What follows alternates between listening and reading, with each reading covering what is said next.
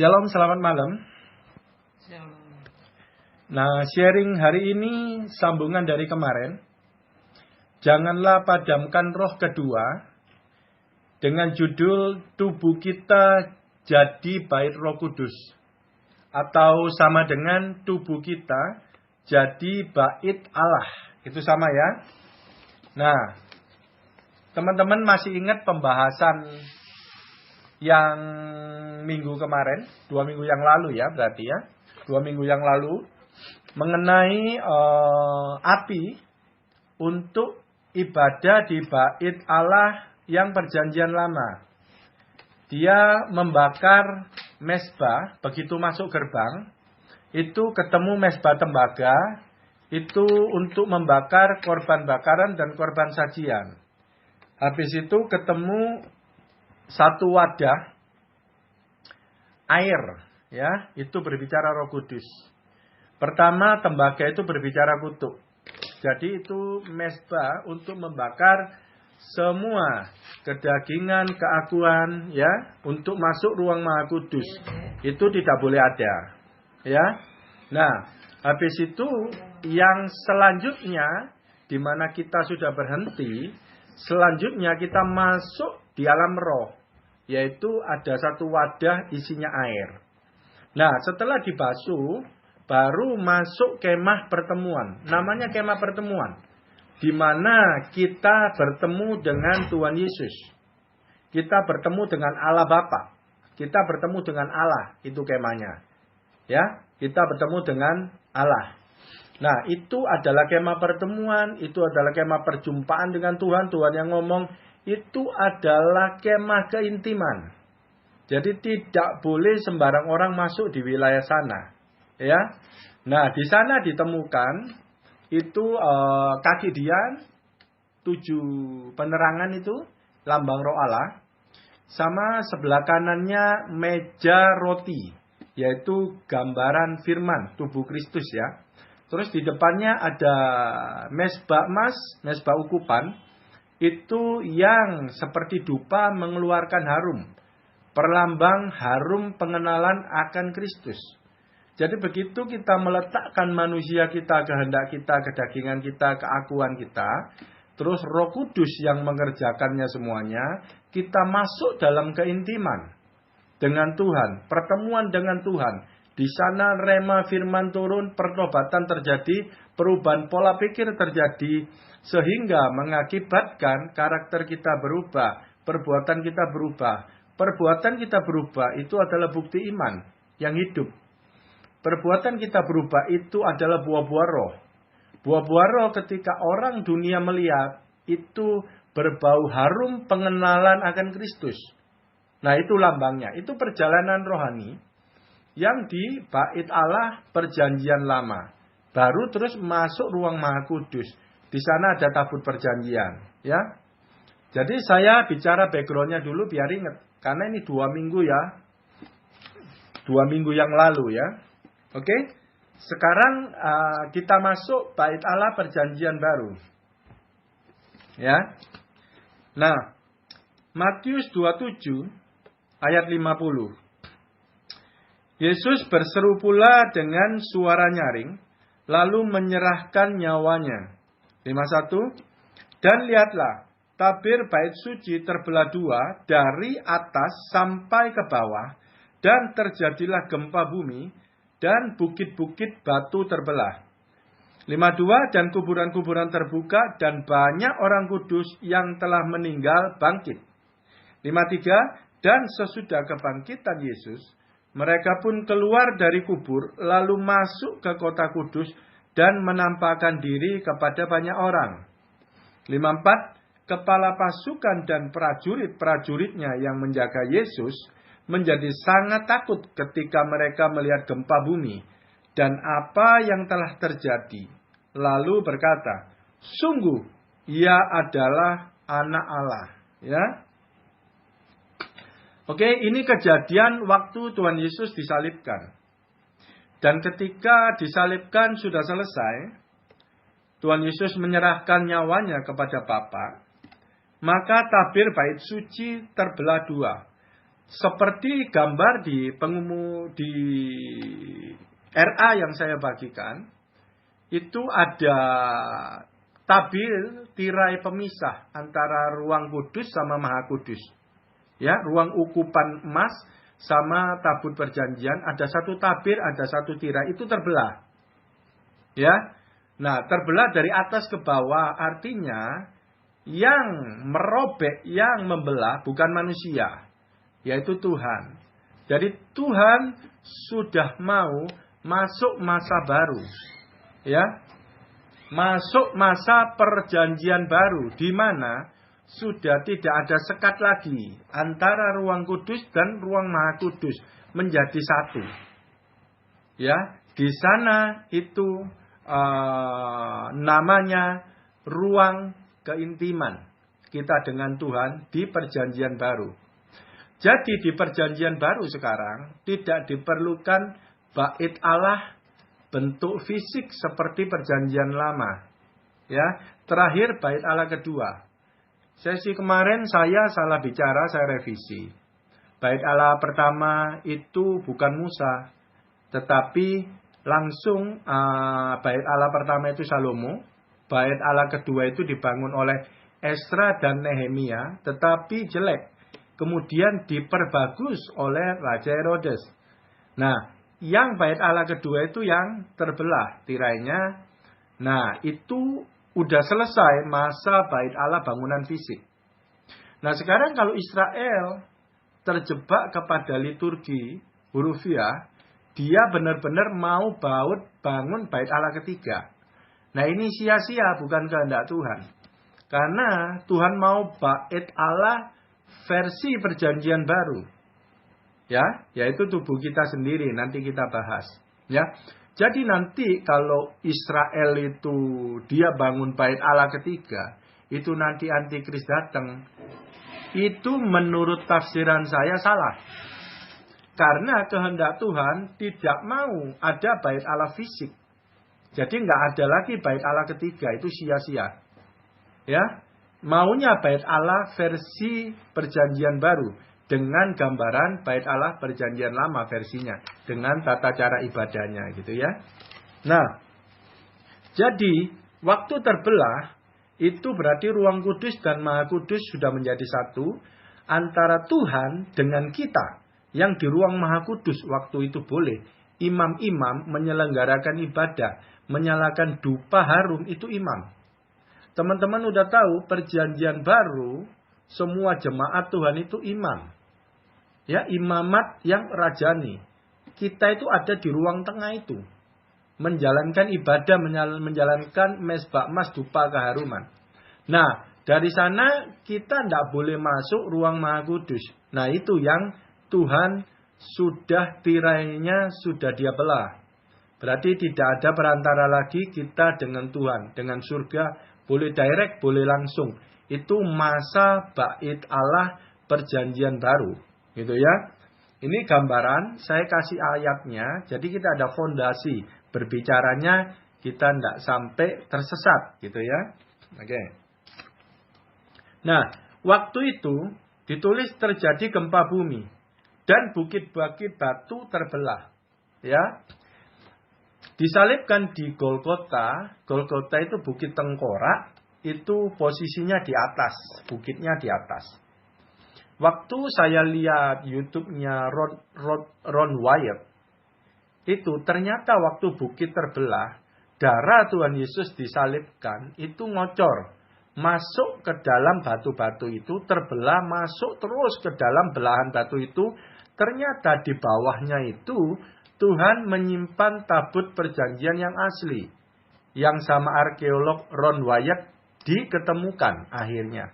Dan dilihat ada tetesan darah di atas tabut perjanjian itu. Jadi berarti itu tabut perjanjian dibayar lunas oleh darah Yesus sendiri dan Tuhan Yesus sendiri yang masuk ke ruang maha kudus.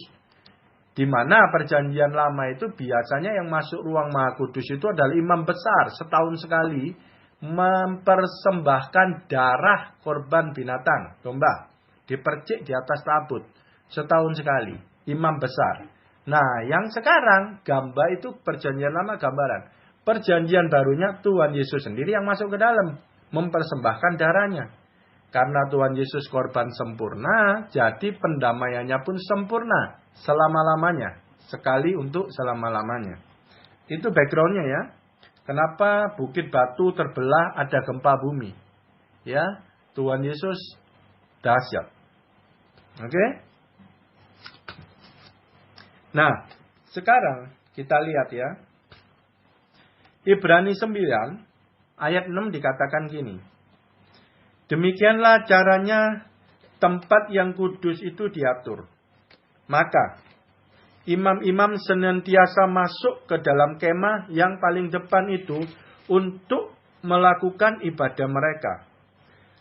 7. Tetapi ke dalam kemah yang kedua, hanya imam besar saja yang masuk sekali setahun. Dan harus dengan darah yang ia persembahkan karena dirinya sendiri dan karena pelanggaran-pelanggaran yang dibuat oleh umatnya dengan tidak sadar. Nah, ini ibadah perjanjian lama, ya, gambaran untuk kita di perjanjian baru, ya. Jadi imam-imam kita itu perjanjian baru, kita imamat rajani, kita imamnya untuk bait Allah tubuh kita sendiri. Dan imam itu melakukan ibadah, dia masuk kemah kedua, masuk kemah yang paling depan, kemah pertama. Itu namanya kemah pertemuan yang ada mezbah emas ukupan.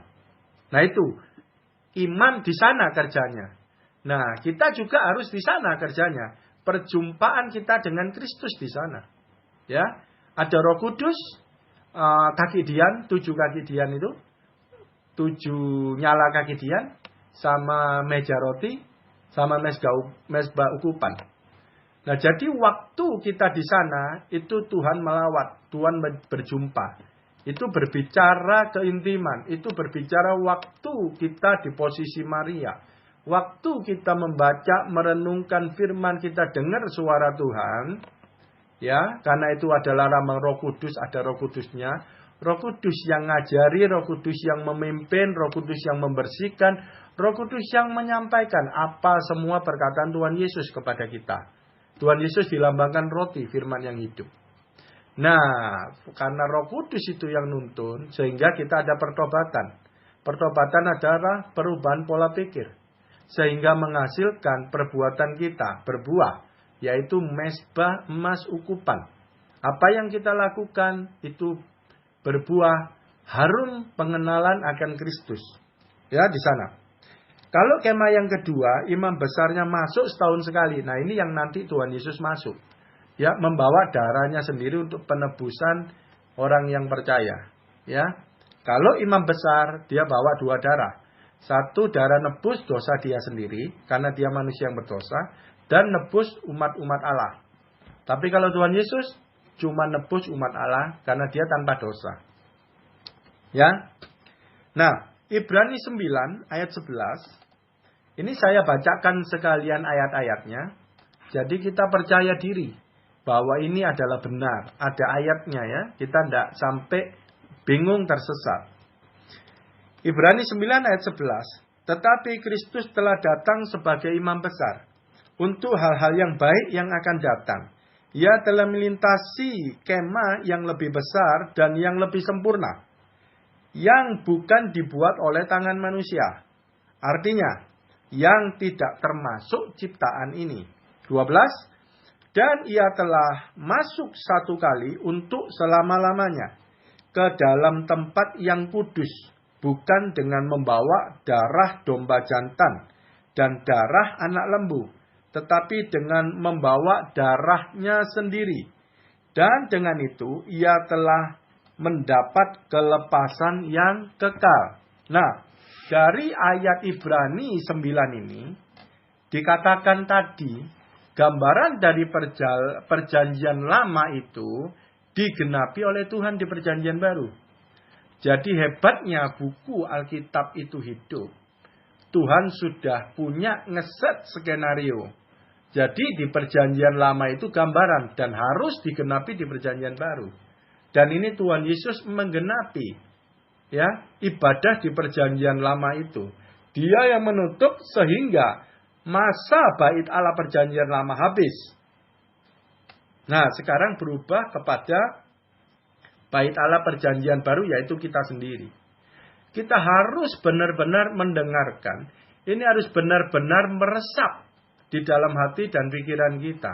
Karena ini nanti yang akan kita lalui yang patronnya dari Tuhan. Pasti benar punya, ini adalah kehendak Tuhan. Ibadahnya begitu ya. Oke. Sekarang mengenai tabir yang tadi terbelah saya jelaskan ada ayatnya. Keluaran 26 ayat 33. Haruslah tabir itu kau gantungkan pada kaitan penyambung tenda itu, dan haruslah kau bawa tabut hukum ke sana. Nah, jadi ke belakang tabir itu. Nah, jadi pembatas itu tabir. Ya, di belakangnya ada tabut perjanjian. Sehingga tabir itu menjadi pemisah bagimu antara tempat kudus dan tempat maha kudus. Dulunya perjanjian lama itu terpisah. Tempat kudus dan tempat maha kudus. Ya, tabir itu. Terus Keluaran 36 ayat 35. Dibuatlah tabir itu dari kain ungu tua dan ungu muda, kain kirmisi dan lenan halus yang dipintal benangnya. Dibuat dengan ada kerutnya. Buatan ahli tenun. Nah, itu bahannya tabir ya. Oke. Nah, tabir itu pemisah, itu yang dikoyak, dirobek. Jadi dua, dari atas ke bawah. Dari sini kita udah lihat kehendak Tuhan. Ya, perjanjian lama habis masanya, masuk ke dalam perjanjian baru. Yang digenapi oleh Tuhan Yesus. Karena sudah membayar lunas semua dosa-dosanya. Dosa-dosa kita maksudnya ya. Nah, jadi sekarang kita masuk kepada bait Allah perjanjian baru. Perjanjian lama dengan liturgi semuanya sudah selesai, jadi tidak perlu dilakukan lagi. Yang gambaran semua sudah. Ya. Cuman jadi catatan, Israel terjebak kepada liturgi agamawi, hurufiah, karena dia mau membangun bait Allah ketiga. Ya, berarti kan sia-sia. Bukan maunya Tuhan ya, bait Allah ketiga secara bangunan fisik gitu ya. Oke? Nah, saya ingetin aja. Pusat ibadah itu adalah bait Allah. Ya, perjanjian lama, pusat ibadah umat Tuhan Israel itu bait Allah. Berarti di perjanjian baru juga pusat ibadah kita bait Allah juga. Cuman bait Allah perjanjian baru. Nah, jadi sekarang kita pandangan fokusnya harus kembali. Kita belajar firman, agama, semua ke gereja, liturgi. Kita harus kembali kepada fokus awal kita yang Tuhan mau. Supaya kita nggak lupa. Akhirnya, kenapa kita beribadah? Ngapain kita beragama? Ngapain kita firman, baca firman? Ngapain kita ke gereja? Nah, itu kita harus kembali kepada fokus awal mula-mula yang Tuhan kehendaki. Supaya kita tidak tersesat, kita tidak bingung. Ya. Bait Allah perjanjian lama itu berupa bangunan fisik. Dan semua tata cara ibadah itu adalah dari Tuhan. Ya. Tetapi itu ada masanya. Pendek. Sampai Tuhan Yesus mati di kayu salib, itu selesai. Baru masuk bait Allah perjanjian baru. Nah, bait Allah perjanjian baru, nanti saya kasih firman pendukungnya, bahwa bait Allah perjanjian baru adalah tubuh manusia yang percaya kepada Dia. Itu jadi bait Allah. Jadi kita sendiri itu bait Allah, dan kita sendiri itu jadi imamnya yang menyelenggarakan ibadah itu untuk tubuh kita, yaitu bait Allah Tuhan. Ya, jadi harus kita menyelenggarakan ibadahnya. Di sesi kemarin, Tuhan bilang, janganlah padamkan roh. Berarti janganlah padamkan api. Api itu penting untuk ibadah di bait Allah perjanjian lama. Nah, di perjanjian baru pun sama. Api itu jangan padam. Roh itu jangan padam. Itu untuk modal kita ibadah versi perjanjian baru. Begitu api padam, gambarannya seperti gadis bodoh, pelita padam. Kita beragama tanpa pertobatan. Kita beragama tanpa persembahan, itu namanya. Nggak ada api. Nggak ada api, ya korbannya nggak ada yang bakar. Ya, itu adalah ibadah tanpa persembahan, ibadah tanpa pertobatan. Kalau Tuhan ngomong, kalau datang ke hadiratku, jangan dengan tangan hampa. Jadi kalau nggak ada api, itu berarti ibadah dengan tangan hampa menghampiri Tuhan. Tidak ada yang dipersembahkan kepada Tuhan. Mezbah tembaga kosong. Mezbah emasnya tidak ada dupa harum. Jadi itu adalah gambaran liturgi agamawi yang mati. Ya, oke. Jadi dari sini kita tahu, semua yang mengerjakannya adalah Roh Kudus, yang adalah api itu. Makanya begitu masuk bait Allah, harus ketemu mezbah tembaga. Harus semua dibakar, semua kedagingan kita, kotoran kita, kedekilan kita. Baru terus ketemu Roh Kudus, air pembersih. Dari sana Roh Kudus yang mengambil alih hidup kita semuanya. Tanpa campur tangan manusia kita. Kita berubah seperti Kristus. Nah, itulah bau harum dupa. Nah, ya. Nah, dari sini kita lihat apa fokus ibadah kita. Fokus ibadah kita cuma dua. Ya. Mezbah tembaga dan mezbah emas. Ya. Tidak ada mezbah tembaga, berarti tidak ada mezbah emas. Kalau ada mezbah tembaga, otomatis mezbah emasnya menyala. Mezbah emas itu otomatis. Ya. Mezbah tembaga itu lambang kutuk. Ya. Persembahkan kita kepada Tuhan. Semua kedagingan, semua kotoran kita harus berhenti paling depan di bait Allah itu. Harus dibakar menjadi persembahan korban bakaran, persembahan korban sajian kepada Tuhan. Berhenti di sana semua kedagingan kita, kemanusiaan kita. Kita mulai hidup di dalam roh. Ya. Jadi mezbah tembaga adalah lambang kutuk, kedagingan, keakuan. Di sana kita harus taruh di atas mezbah tembaga semua. Tidak boleh bergerak, harus mati di depan. Di sesi kemarin, waktu membangun mezbah itu adalah oleh firman. Begitu mezbah ada, kita tahu apa yang mesti ditaruh di atas mezbah. Itu adalah kehendak Tuhan. Ya. Habel, mezbahnya benar. Dia mempersembahkan yang benar, makanya berkenan. Kain, dia ibadah, tapi persembahannya tidak berkenan kepada Tuhan. Itu adalah ibadah tanpa pertobatan. Ibadah tanpa persembahan. Menghadap Tuhan dengan tangan hampa. Itu ngomongannya begitu. Ya. Nah, setelah mezbah tembaga, itu kita bersihkan semua kotoran kita, kedagingan dan lain-lain. Baru ada namanya mezbah emas. Buah-buah roh. Ya, setelah kita berhenti, baru buah-buah roh itu keluar. Karena Roh Kudus semua yang mengerjakan. Dan itu adalah mezbah emas. Emas adalah lambang kemurnian. Kita murni. Semua adalah kehendak Tuhan. Kita sudah dibeli. Teman-teman tahu pernikahan?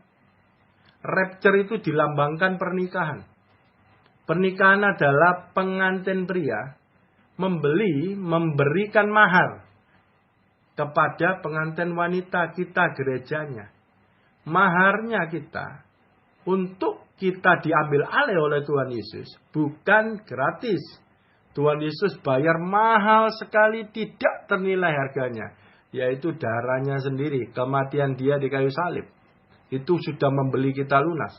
Kita sudah tidak ada hak lagi atas hidup kita. Makanya semua kedagingan kehendak kita harus berhenti di mezbah tembaga.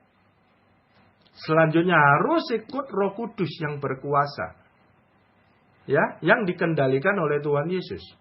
Karena Roh Kudus itu adalah perpanjangan tangan lidah Tuhan Yesus yang ada di dalam kita. Kita bait Roh Kudus. Ya.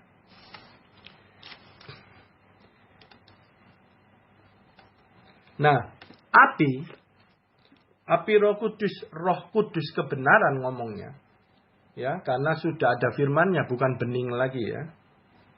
Itu adalah kehendak Tuhan. Jadi itu adalah gambaran api. Api adalah gambaran daripada kehendak Tuhan. Dan api itu mempunyai dua manifest. Terang dan panas. Yang terang itu berfungsi sebagai penunjuk jalan. Firman-Mu pelita bagi kakiku, terang bagi jalanku. Firman itu pelita bagi kaki.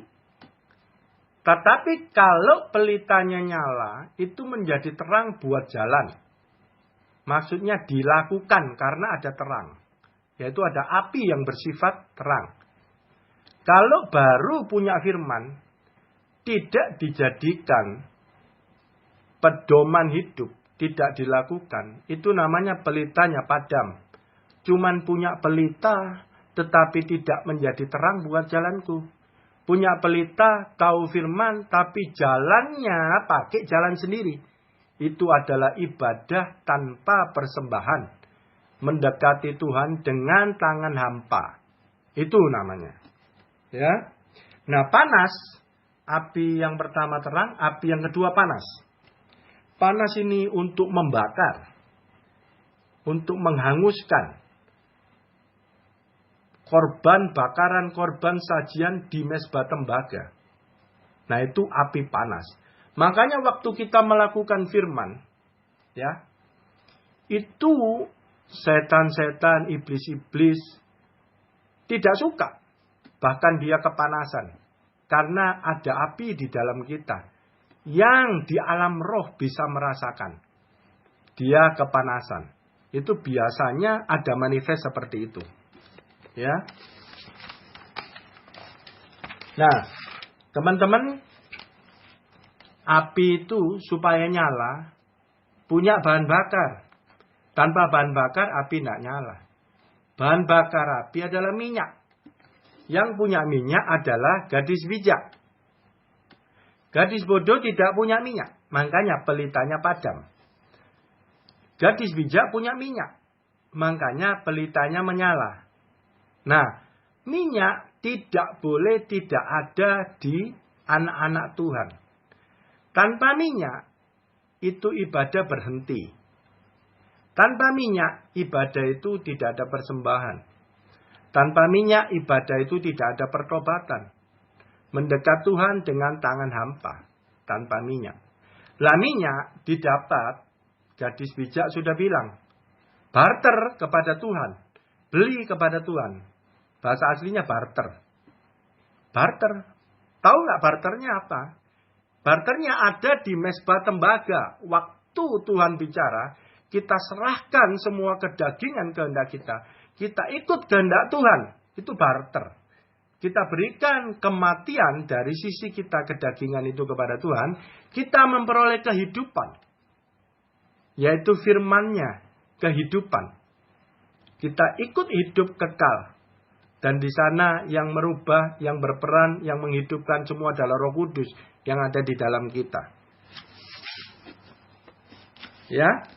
Nah, ini intro Sekarang kita masuk kepada mulai masuk kepada intinya nanti. Ya, belum inti, masih intro, sekarang lebih ke arah inti. 1 Korintus 6 ayat 19. Ini ayat-ayat peneguhan biar kita confident, yakin.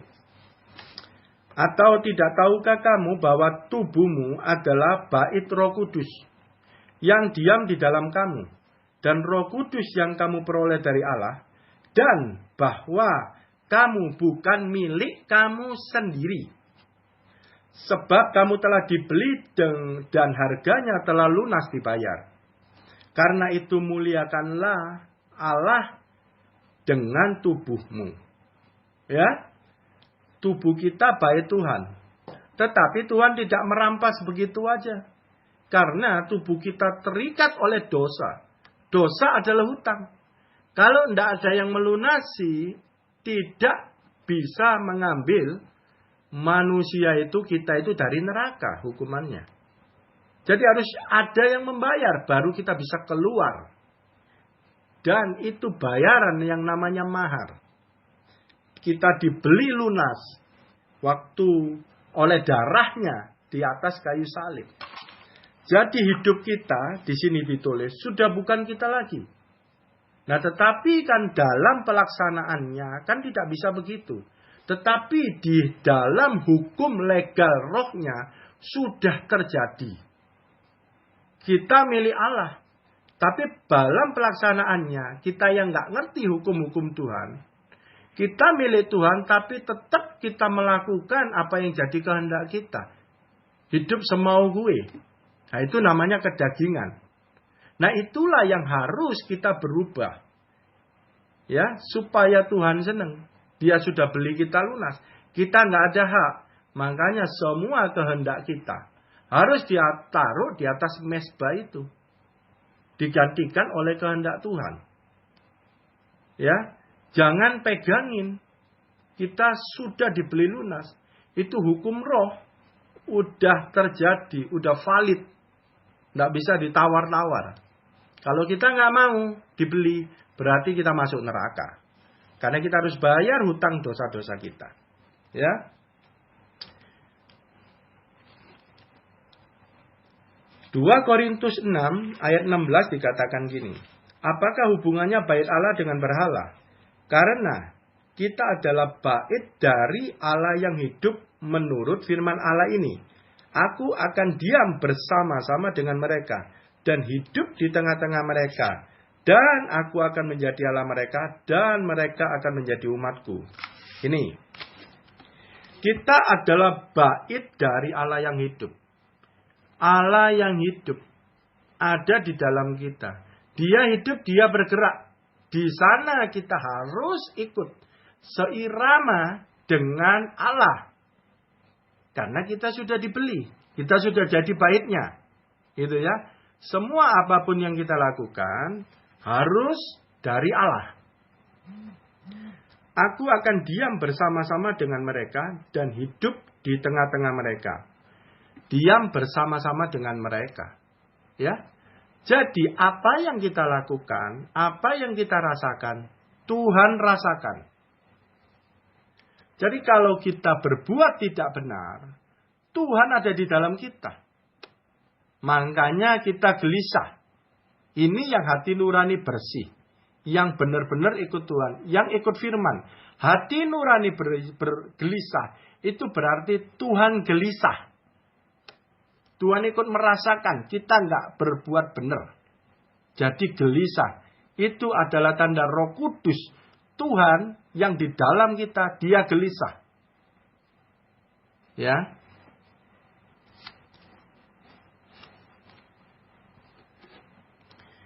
Nah, Roh Kudus di dalam kita. Teman-teman udah tahu Roh Kudus punya banyak jabatan di Alkitab. Dia mengajar, dia membimbing, dia menghibur, gitu ya. Itu aktivitasnya Roh Kudus di dalam kita. Terus seperti itu aja. Sampai kita bertumbuh, sampai kotoran-kotoran kita serahkan kepada Tuhan melalui mezbah tembaga itu. Kita dibersihkan terus, itu Roh Kudus kerjanya. melalui posisi Maria. Dia bicara, dia pasti bicara, tidak mungkin tidak. Hanya kalau kita menolak, dia diam. Ya, selama kita tidak menolak, selama kita mau taat, pasti kita dengar. Nah, bait Allah zaman dulu itu benda mati. Ya. Kalau kita berdosa, kita bawa kambing. Dosa kita dihapus. Tetapi kitanya masih terus berdosa. Tapi kita kerasa mapan. Kenapa? Gua udah bawa kambing. Gua udah bawa domba. Gua udah bersih dosanya. Tidak ada pertobatan. Dosa jalan terus. Persembahan jalan terus. Ini tidak bagus. Perjanjian lama. Makanya sekarang masuk versi perjanjian baru. Yang dipersembahkan adalah kotoran kita. Ibadahnya adalah pertobatan. Ya, bukan perjanjian lama. Kita berdosa, kambing yang dikorbankan, persembahan korban jalan, dosa jalan terus beriringan. Tidak ada perubahan dari umat-umat Israel. Ya kan? Menurut saya kurang sukses. Ya, umat Israel malah bebal-bebal. Nah, versi perjanjian baru kita bisa rasakan. Ada perbedaan kalau bait Allah itu tubuh sendiri. Dan Roh Kudus yang mengerjakan. Dulu Roh Kudus tidak bisa mengerjakan pembersihan. Karena kita mahar belum dibayar. Kita belum keluar. Darah Yesus belum mati untuk kita. Nah, setelah tirai itu terbelah, makanya Roh Kudus bisa masuk. Roh Kudus bisa masuk, ada zaman yang namanya kasih karunia, dan itu adalah zaman iman. Makanya kita ada iman. Makanya kita bisa berkenan. Zaman dulu tidak ada iman. Gitu, semua liturgi-liturgi aja. Ini konsep mahar. Ibrani 9 ayat 15. Karena itu, ia adalah pengantara dari suatu perjanjian yang baru. Supaya mereka yang telah terpanggil dapat menerima bagian kekal yang dijanjikan. Sebab, ia telah mati untuk menebus pelanggaran-pelanggaran yang telah dilakukan selama perjanjian pertama. 1 Petrus 2 ayat 24. Ia sendiri telah memikul dosa kita di dalam tubuhnya, di kayu salib. Supaya kita yang telah mati terhadap dosa, hidup untuk kebenaran. Oleh bilur-bilurnya kamu telah sembuh. Ini 2 ayat adalah ayat mahar. Mahal harganya untuk membeli kita dari dosa. Jadi Tuhan Yesus yang bayar. Ya, ini ayat mahar. Ini sah. Kita tidak bisa ngelak lagi. Tubuh kita bukan punya kita sendiri. Jadi selama ini ibadahnya kita salah. Kita memikirkan kita sendiri. Padahal tubuh kita sudah dibeli oleh Tuhan. Maunya Tuhan kita bergerak sesuai kehendaknya. Karena ini bukan milik kita. Tetapi tetap kita beribadah mau minta Tuhan nyaman-nyamannya kita. Enak-enaknya kita. Tetap beribadah. Fokusnya tetap untuk kenyamanan pribadi kita. Itu namanya kedagingan. Motivasi yang salah. Yang benar motivasinya kita sudah dibeli. Kita hanya memikirkan apa kehendak Tuhan. Karena tubuh kita adalah baitnya Dia. Bukan punya kita lagi.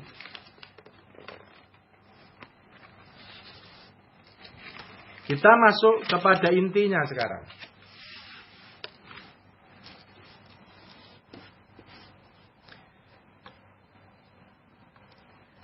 Perjanjian lama bait. Persembahan jalan, dosa jalan. Terus beriringan, tidak ada pertobatan. Karena tanpa roh adalah mati.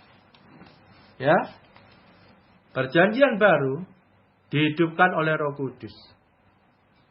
Ya, jadi kita sudah ditebus, dan kita sudah dimiliki oleh Roh Kudus.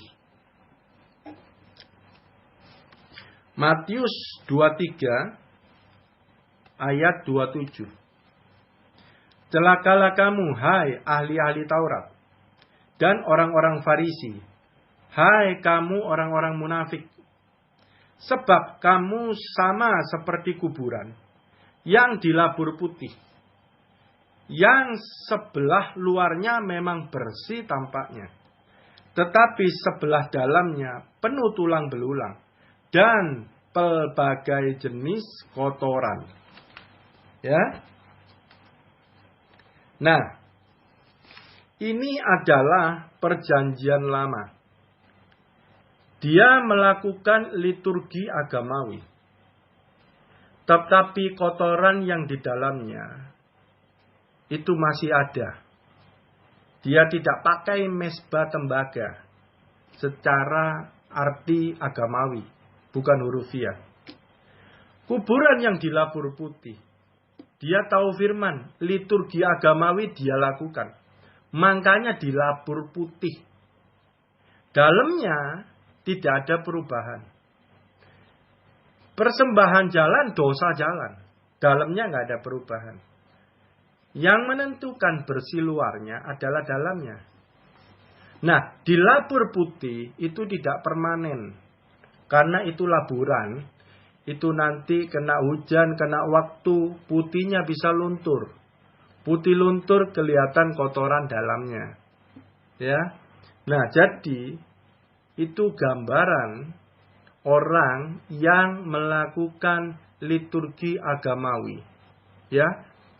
Tanpa benar-benar meresapi ibadah itu sendiri. Yang akan merubah, yang akan membersihkan bagian dalam.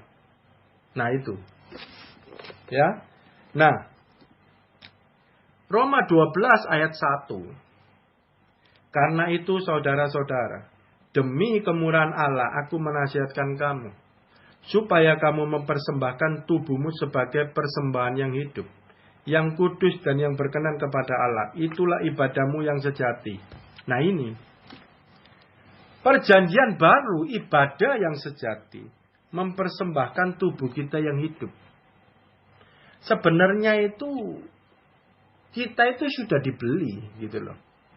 Ya. Nah, jadi, versinya, menurut Tuhan, sekarang lu sudah lunas. Jangan pergi kepada dosa lagi. Tuhan maunya dengan kerelaan, karena kita calon pengantin wanita, bukan dengan paksaan. Dengan kerelaan kita mempersembahkan tubuh kita yang hidup, bukan tubuh yang mati. Tubuh kita yang hidup itu artinya itu perbuatan kita. Kita persembahkan kepada Tuhan. Gimana mempersembahkannya? Ya, perbuatan kita itu tubuh kita yang hidup. Perbuatan kita itu kita persembahkan untuk melakukan kehendak Tuhan, bukan kehendak kita. Nah itu persembahan di perjanjian baru. Jadi kalau kita tahu arti ibadah di perjanjian lama bait Allah, kita dapat rema untuk mengaplikasikan kepada bait Allah perjanjian baru tubuh kita. Dengan membersihkan bagian dalam. Bagian luarnya itu adalah perbuatan kita. Otomatis itu bersih. Itu yang dinamakan persembahan versi perjanjian baru. Tidak bisa tidak. Ya. Oke. 1 Petrus 2 ayat 9. Tetapi kamulah bangsa yang terpilih, imamat yang rajani, bangsa yang kudus, umat kepunyaan Allah sendiri. Supaya kamu memberitakan perbuatan-perbuatan yang besar dari Dia, yang telah memanggil kamu keluar dari kegelapan kepada terangnya yang ajaib. Ini memperteguh bahwa kita itu waktu masuk perjanjian baru, mau nggak mau kita jadi imam. Karena kita harus menyelenggarakan ibadah bait Allah perjanjian baru di dalam tubuh kita sendiri. Jadi kita diangkat jadi imam untuk meneruskan ibadah versi lama menjadi versi baru. Nah itu tujuannya. untuk memberitakan perbuatan-perbuatan besar dari Dia. Memberitakan itu dengan kelakuan. Bisa juga dengan perkataan. Tetapi perkataan saja kalau tidak ada perlakuan, orang lain tidak bisa percaya. Lebih kuat adalah dengan perbuatan-perbuatan kita yang benar. Itu namanya harum pengenalan akan Kristus. Dan itu berbicara lebih kuat daripada perkataan kita tanpa perbuatan. Ya, oke. Ibadahnya kita sudah tahu sebagai imam, bukan imam besar, sebagai imam. Ya, tadi sudah saya bilang, imam-imam senantiasa masuk ke dalam kemah paling depan untuk melakukan ibadah mereka. Kemah paling depan itu yang ada mezbah emas, ada kaki dian, ada meja roti. Ya, itu adalah Tuhan sendiri ngomong, aku akan bertemu kamu di sana. Itu adalah ruang perjumpaan, ruang kudus, perjumpaan kita dengan Tuhan. Yaitu waktu kita di posisi Maria, dengar renungkan, kita benar-benar nikmati firman dan rema itu keluar, itu namanya kita sedang intim dengan Tuhan dan kita menjumpai dan Tuhan menjumpai kita. Dan semua yang membuatnya adalah Roh Kudus yang di dalam kita. Apa yang Tuhan bicarakan keluar dari mulutnya, itu Roh Kudus yang menangkap, menyampaikannya kepada roh kita. Nah itu. Ya. Jadi ruang keintiman itu adalah ruang kudus di mana Tuhan menjumpai kita. Di mana di sana kita terima rema. Pola pikir kita berubah. Di sana kita dapat iman yang sejati dari Tuhan. Pola pikir berubah, perbuatan berubah. Perbuatan berubah itu adalah melakukan kehendaknya. Itu adalah buah-buah roh. Itu adalah harum pengenalan akan Tuhan Yesus. Saya ulang-ulang terus kata-kata ini, biar teman-teman nempel di kepala. Linknya, benang merahnya, nyambungnya seperti itu. Ya, semoga nggak bosan dengan kata-kata saya ini. Saya sengaja gitu ya.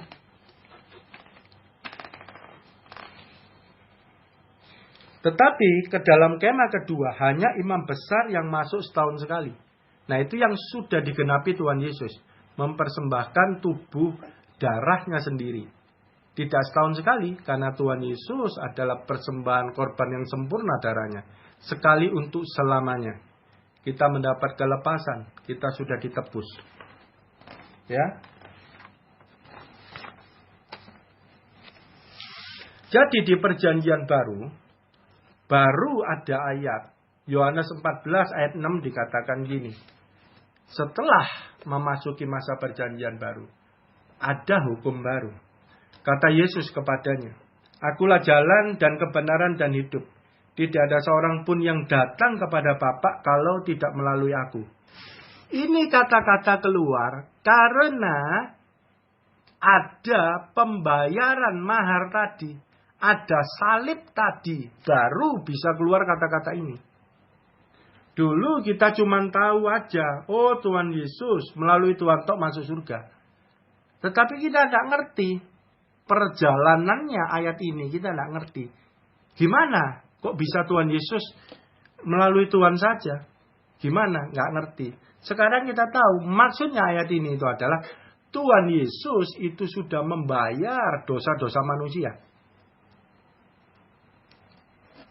Siapa yang bisa membayar? Pribadi yang sempurna. Hanya Tuhan Yesus. Baru tanpa Tuhan Yesus tidak ada yang sempurna. Tidak ada perantara yang bisa membawa kita ke surga. Jadi hanya Tuhan Yesus. Karena Tuhan Yesus yang layak. Persembahan yang sempurna buat Bapa. Menebus dosa. Makanya cuma Tuhan Yesus jalan masuk surga. Tidak ada yang lainnya.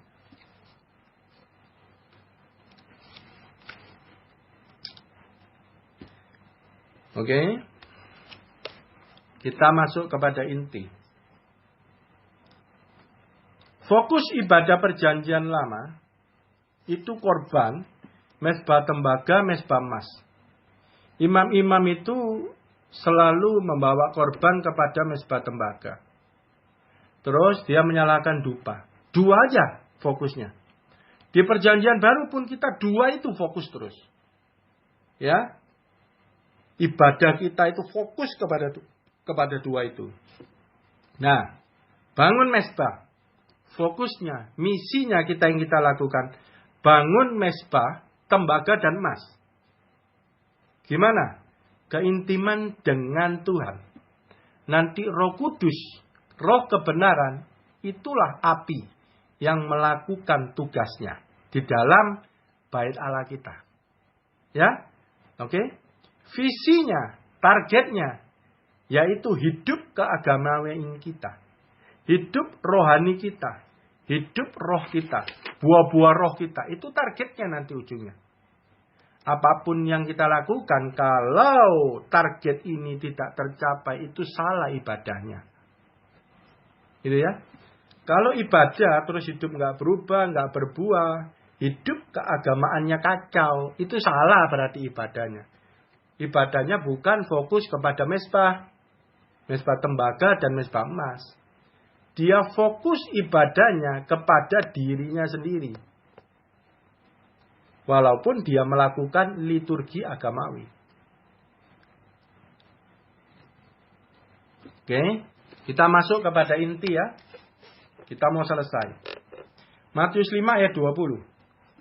Maka aku berkata kepadamu, jika hidup keagamaanmu tidak lebih benar daripada hidup keagamaan ahli-ahli Taurat dan orang-orang Farisi, sesungguhnya kamu tidak akan masuk dalam kerajaan surga. No. Targetnya apa? Hidup keagamaan. Ya loh. Hidup rohanimu itu loh. Gimana? Kalau kamu ibadah hidup rohanimu gimana?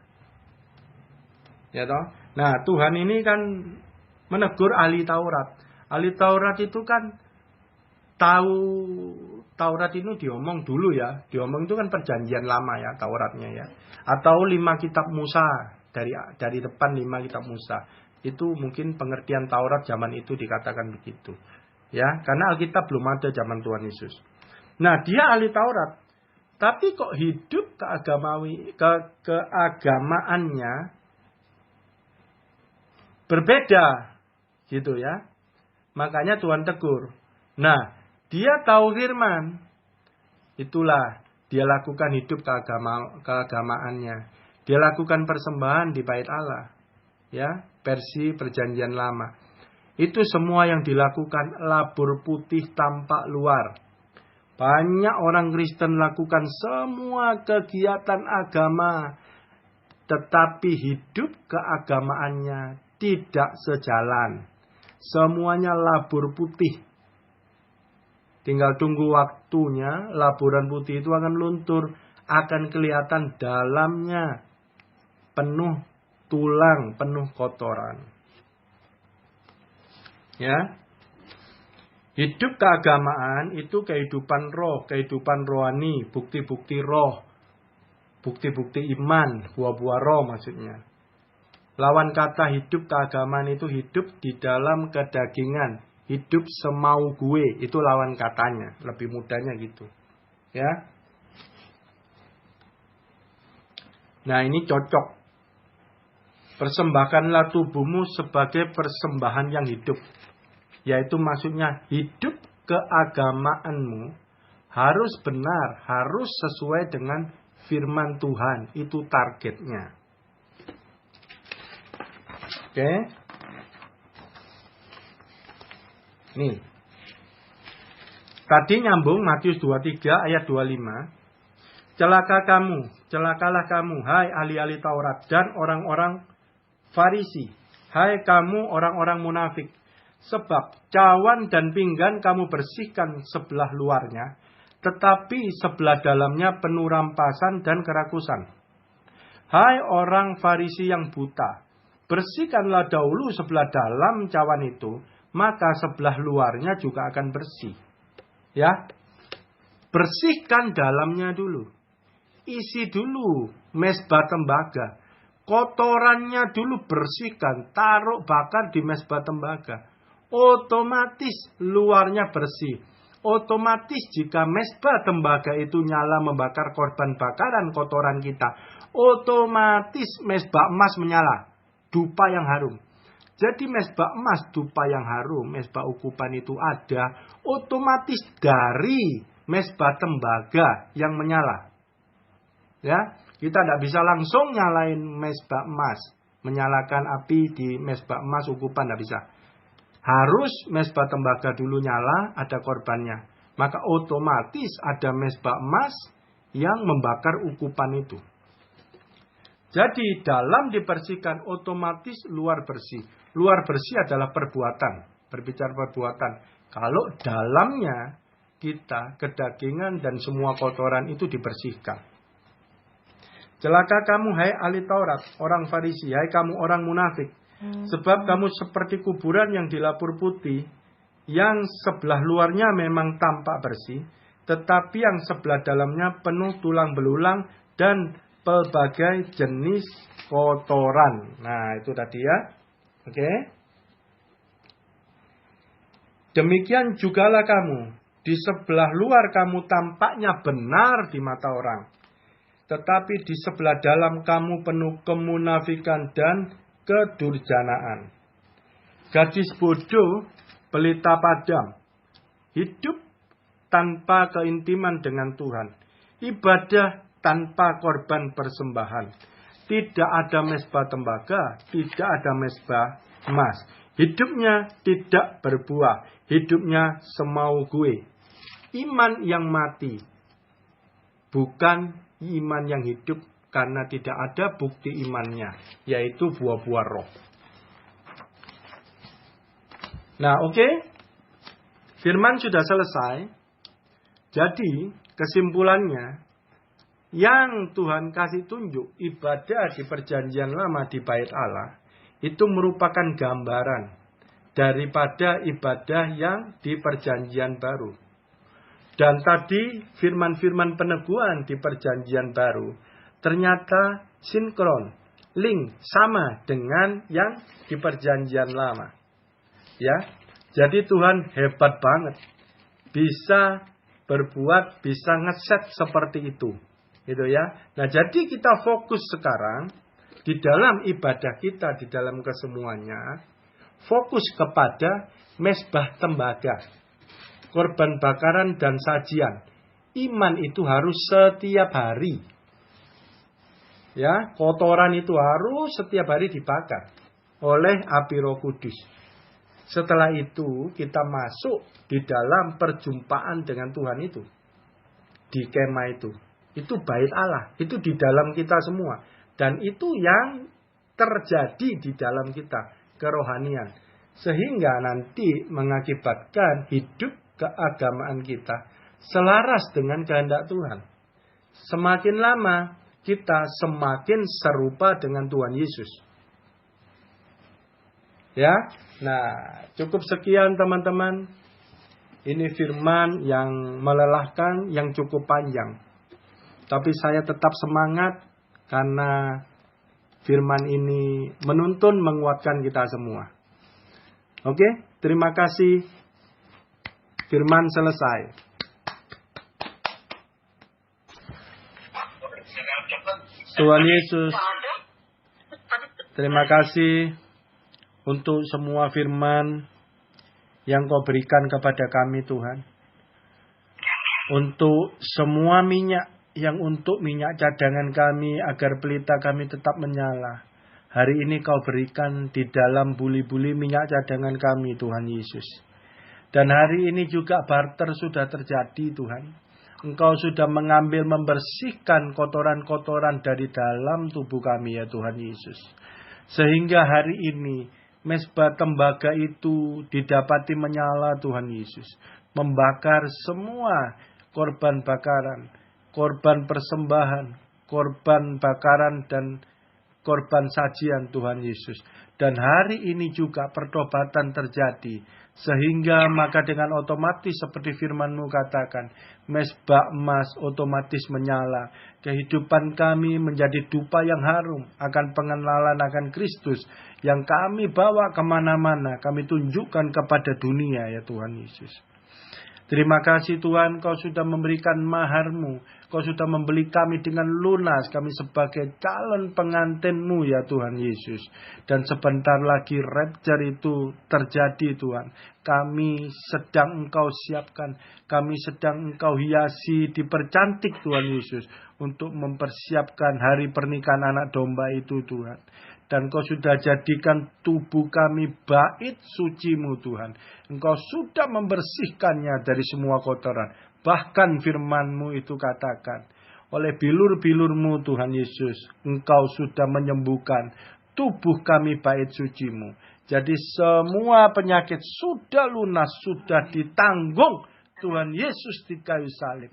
Jadilah Engkau sembuh sekarang. Bait Allah yang kudus, yang tahir, tidak ada satu sakit penyakit. Bahkan virus, kuman apapun tidak ada yang bisa tahan. Bahkan semuanya menjauh daripada tubuh kami. Sehingga tubuh kami dengan efektif kami bisa persembahkan untuk kemuliaan Tuhan. Bait Allah yang kudus, yang cantik di hadapan-Mu Tuhan. Terima kasih untuk hari ini Tuhan Yesus. Angkat tangan untuk terima berkat. Terimalah berkat. Damai sejahtera, sukacita, kelimpahan, jalan keluar, dan semua bisnis, semua keluarga. Tuhan berikan mujizat, Tuhan lancarkan semuanya. Tuhan bikin perbedaan di dalam hidupmu dengan orang dunia. Tuhan memberikannya sekarang mujizat itu hanya dengan kemurahan hatinya. Menyanggupkan kita yang terima yang terbaik dari Tuhan. Bapa memberikannya dari surga melalui anaknya yang tunggal Tuhan Yesus Kristus. Dengan persekutuan intim Roh Kudus sekarang sampai selama-lamanya. Yang sudah terima firman Tuhan. Sama-sama katakan. Amin.